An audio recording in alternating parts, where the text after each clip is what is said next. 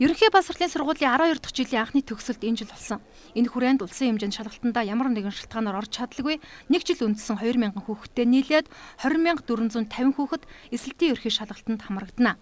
Үндсэн хичээл болох математик, монгол хэл бичгийн шалгалтыг суудлынхаа хуваарийн дагуу өгнө. Мөн англи, орос хэлний шалгалтыг элсэгчдийн зүгээс сонгосон хэлбэрээр өгөх юм байна. Шалгалт маргааш Монголын түүх, англи хэл, химийн хичээлээр эхэлнэ. 5 бичиг баримтыг бүрдүүлж шалгалтанд орох асуудал гарч байгаа. Иргэний үнэмлэх бүрэн дундаа судлалын гэрчлэгээ, суудлын хуваар монгол хэл бичгийн шалгалтанд орсон эрхийн бичиг их зүйлүүдийг бол бүрдүүлсэн байх шаардлагатай. Эрхийн бичгийг бол одоо энэ жил сурч төгсөж байгаа хүүхдүүдийн хувьд бол энэ жил сурч буй сургуулаараа дамжуулаад бол гар дээр авчихсан байх хэвээр. Өмнөх онд өгсөн шалгуулагчид боловсролын үндэний төв дээрээс ирж эрхийн бичгийг бол авах хэвээр.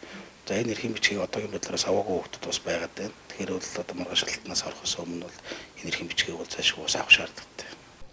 Шалгалт 20-ны өдөр физик нийгмийн тухай мэдлэг орос хэлний хичээлээр үргэлжлэх бол харин 21-ний өдөр математикийн шалгалтыг авснаар эсэлтийн ерхий шалгалт дуусах учиртай. Шалгалтыг хөдөө орон нутагт 22 газар авахар бэлэн болсон бол Улаанбаатар хотод ихтэй сургуулийн нийт 10 байршилд эсэгчдийг бүртгэн шалгалтанд нь оруулна. Хамгийн гол нь суудлынхаа хуваарийн дагуу шалгалтын цагаас хоцорч болохгүйг боловсролын үнэлгээний төвөөс онцолсон юм.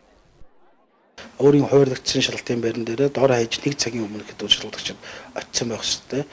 Тэгээд хуваарийн дагуу ороод шалгалт эхлэхээс 10-20 минутын өмнө хэд өөрийн яг суух хэвээр судал дээр бол байр хэстэд суудсан байх хэвээр.